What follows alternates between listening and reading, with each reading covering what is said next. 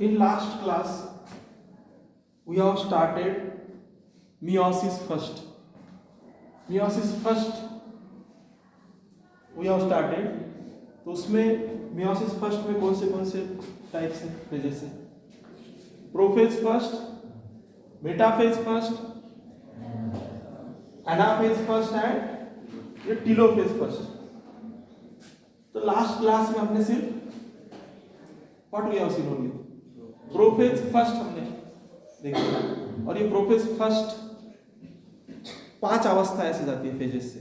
Leptotene, zygotene, pachytene, diplotene, diakinesis हमने देखा है ना. ये prophase first we have scene.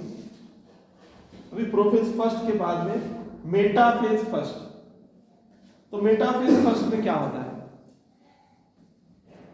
Mitosis में भी हमने देखा है. मेटाफेज फर्स्ट में क्रोमोसोम कहां आ जाते हैं?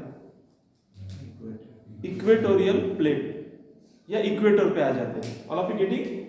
सेंटर पे आ जाते हैं, इक्वेटर पे. कौन सी फेज में? मेटाफेज फर्स्ट में. और ये क्रोमोसोम जो है कैसे रहते हैं? बायवैलेंट या मोनोवैलेंट? बायवैलेंट. यानी इसमें क्रोमोसोम दो रहते हैं, लेकिन उसके जो क्रोमैटिड्स है पार्ट वो 4 रहते हैं. You are getting? तो इसको कहते हैं बायवैलेंट कंडीशन. और जो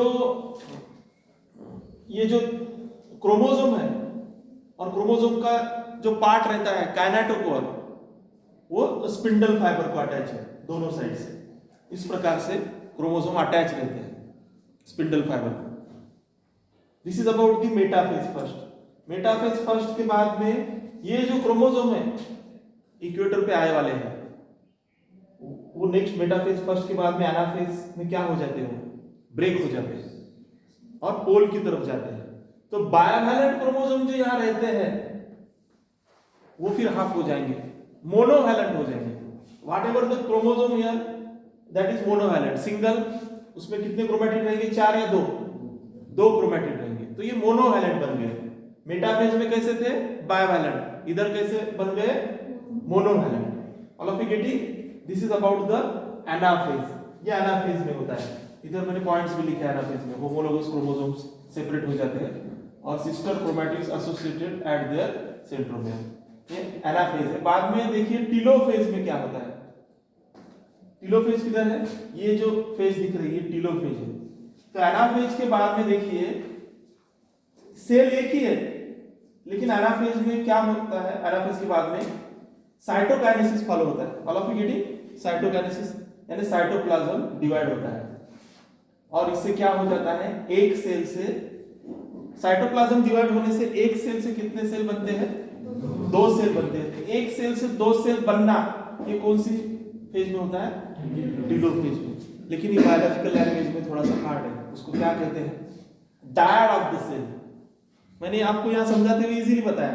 एक सेल के 2 सेल हो गए, लेकिन आपको बायोलॉजी पेपर के लिए, नीट के लिए ये लैंग्वेज कौन सी है? क्या फॉर्म होता है इधर? Dyad of the cell. Dyad यानी 1 या 2 dyad of the cell form होता है. और उसका कारण क्या है डायड फॉर्म होने का? साइटोकाइनेसिस, साइटोप्लाज्म का डिवाइड होना और 1 से 2 सेल. समझ में आ रहा है ना? This happens here. और देखिए इसके बाद में होता क्या है? इसी टीलोफेज फर्स्ट में कुछ सेल में इंटरफेज न्यूक्लियस बनता है, लेकिन मैक्सिमम सेल में इसका जो क्रोमोसोम डिस्पर्स हो जाता है उसमें इंटरफेज न्यूक्लियस नहीं बनता है. कुछ सेल में इंटरफेज न्यूक्लियस बनता है, लेकिन मैक्सिमम सेल में क्या हो जाता है? वो क्रोमोसोम क्या हो जाता है?